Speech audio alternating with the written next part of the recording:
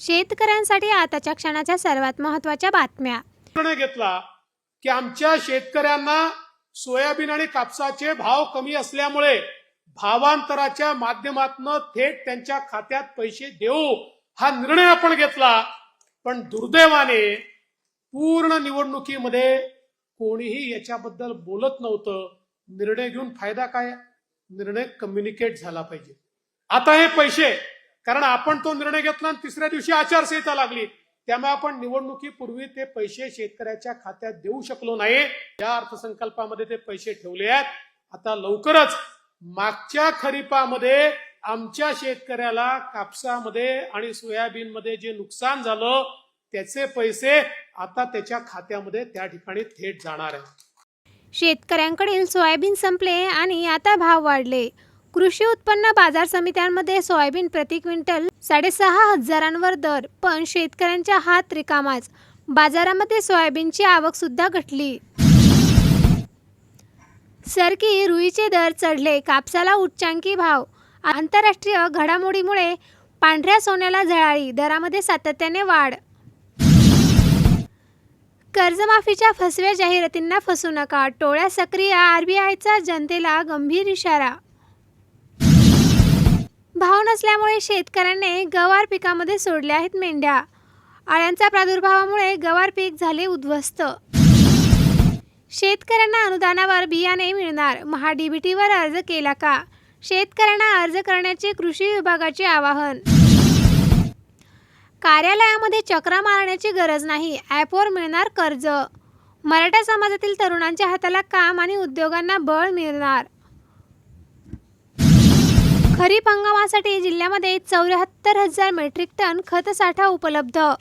1.72 लाख टनांच्या मागणीनंतर 1.91 लाख टन खतांचे आवंटन मंजूर. कृषी विभागाची माहिती. लग्नसराईमुळे फुलांचे दर गगनाला. मोगरा 800 तर काकडा 1,000 रुपये किलो. अमेरिका आणि चीन यांच्यातील व्यापार तणाव पुन्हा वाढताना दिसत आहे. दोन्ही देशांनी एकमेकांवर नवीन निर्बंध लावण्याची तयारी सुरू केली आहे. याचा परिणाम जागतिक अर्थव्यवस्थेवर होण्याची शक्यता तज्ज्ञांनी व्यक्त केली आहे. देशातील महागाईचा मुद्दा पुन्हा एकदा चर्चेत आला आहे. इंधन आणि अन्नधान्याच्या किमती वाढल्यामुळे सामान्य नागरिकांना मोठा फटका बसत आहे. सरकारकडून यावर नियंत्रणासाठी उपाययोजना केल्या जात असल्याची माहिती मिळत आहे.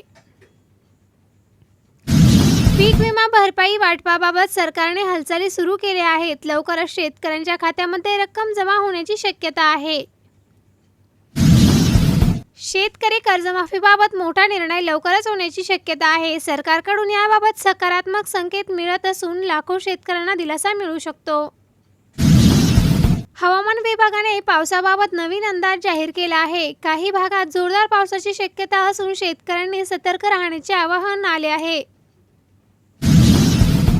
राज्यामध्ये काही भागात पावसाची सुरुवात झाली असून हवामान विभागाने पुढील काही दिवसांसाठी इशारा दिला आहे. लाडकी बहीण योजनेबाबत नवीन अपडेट्स लवकरच येण्याची शक्यता आहे. महिलांसाठी ही महत्त्वाची योजना ठरलेली आहे. स्थानिक निवडणुकांच्या पार्श्वभूमीवर राज्यातील राजकीय हालचाली वाढल्या आहेत.